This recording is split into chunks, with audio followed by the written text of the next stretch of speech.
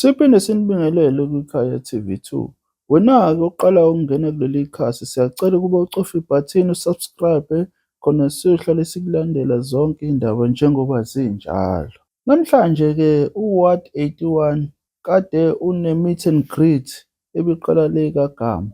Kodwa-ke njengamanje sizokulethela u-coordinator wase-Ward 81 ethula u-coordinator we-Pass 4 Phungula Zone ukuthi athule ispeech. Akubuke-ke le video elandelayo. Amandla, amandla. Nami nje akukho okuningi engizokusho njengamanje, kodwa ngenzela ukuthi ngalesikhathi engisinikeziwe iprotocol ngiwumuntu obhilivela kakhulu kuyona and ngumuntu oyihloniphayo oyilandelayo. Mase kukhona ubuholi obungaphezulu kufanele sik-acknowledge ngaphakathi kwethu. La ngaphakathi kwethu sino coordinator wa-Pass 4 Phungula Zone lo kuwumlazi. Ngiyambona ke usabhizi lapha yana uSiyanda Nene ngoba le platform ufanele kube uyena ozoyithatha ozo-addressa nina amasosha. Ngeke ukuthi kukhona ubuholi ongaphezulu kodwa mase ni-addresswa yimina. Kodwa nje into engiyimele lana ukuthi sibonge umphakathi wase-Ward 81 ukuthi wenza sure ukuthi ngomhla ka-29 uyaphuma uyosivotela. Lokhu ubufakazi kwalokho ke umlazi ukhona nje kwaba uWard 81 owathola 84%. Ngisacela uWard 81 uyishayela ihlombe lapho.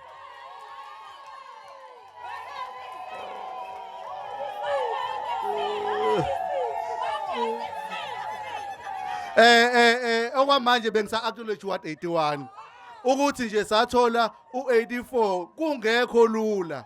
Kodwa ngokuthi umphakathi uwona owayidecidela ukuthi ufuna ushintsho manje la kuWard 81 ukuthi ukhathele la uphethe khona ngobugqila usufuna ukukhululeka manje yingakho wasinika lamaphesenti osinikeze wona. Nami ngeke ngimude kakhulu ngoba ngisazobuya futhi bengaze bengikhwitha imic. Ngizocela nje ucoordinator wezonel uSiyanda Nene eze ngaphambili. Eze nakho ukudla kwethu ngoba ukudla kwakhe ngoba kubalekile ukuthi ngoba sila address ukuthi kwenzakalani aphinde futhi asiphe nama marching orders ukuthi going forward yini elindekalelile ukuthi siyenze emawadini ethu kumele sigijime kanjani ngoba kufanele sigcine sisenzela into esicabangala thina engqondweni kodwa kufanele kube yinto esiyithathela kwi structure esingaphezulu. Mfowethu, over to you. Oba I-idea yayo yonke lento yanamhlanje is the program. So comrades ngizocela ukunibingelela masosha kaMsholozi phansi komlazi uPass 4 Phungula Zone. Ngibingelele kakhulu ubuholi baka 81 Ward 81 leadership yase Ward 81. Iprogram yenu ibinhle kakhulu. Sibonge isupport yama comrades from all wards aqhamukile kwazi ukuphumelela ukuba la. Comrades namhlanje kukhona into ebaluleke kakhulu esizoyenza. Namhlanje comrades sizobonga imandate esiyitholile njengo Ward 81. And we've got a challenge comrades uWard 81 usponsela inselelo yokuthi njengePass 4 Phungula Zone wonke amaward must do the same, ahambe kuwo wonke ama-VDs, ahambe enza the same thing yokubonga amawadi ngoba imandate esiyithole kubantu comrades ingefaniswe nalutho. Abantu basithembile comrades besithemba singakaze sibenzele lutho before. Abantu basithembile comrades besithemba singakaze sibatshene lutho ngaphambili.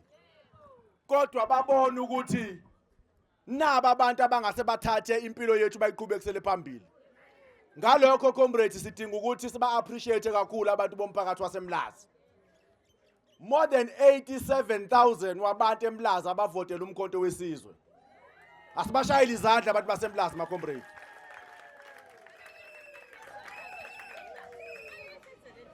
Ubona sino 45% nje makuthiwa sirojiwe ku 45 is because uMlazi has contributed more than 87,000 votes.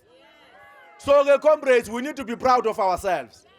umzabalazo kuyaqhubeka maqabane awumile la sikhona njengamanje umbuzo omkhulu uthi sikuphi njengamanje comrades thina nomzabalazo comrades into esihlalele noma into esiyimele njengomkhonto wesizwe kufanele siliberate abantu abamnyama eSouth Africa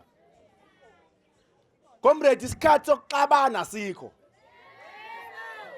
comrades isikhathi sokucontest ubukhansela obungakafika sikho the only time we have ukuthi njengamanje kufanele silwe nokuliberate abantu base South Africa uyabona umuntu osaxabana nomunye umuntu bebanga ukuthi ubani okufanele abe usihlalo ubani okufanele abe unobhala akekho nathi loyo muntu comrades we must be very worried comrades ngabantu abafocuse kakhulu ukuthi ubani othola ini comrades even u45% ngisho ngathiwa sithola u70% kwaZulu Natal if that is all we are getting we should not be celebrating because comrades it's the ultimate goal yethu is to liberate abantu abamnyama eSouth Africa and for us to do that comrades sidinga u2/3 majority iyona into ekufanele silwelwe kuze kube phakade leyo ngisho ungafika u2026 comrades uzobe ungasho lutho kuthina if asikakayi-achieve igoal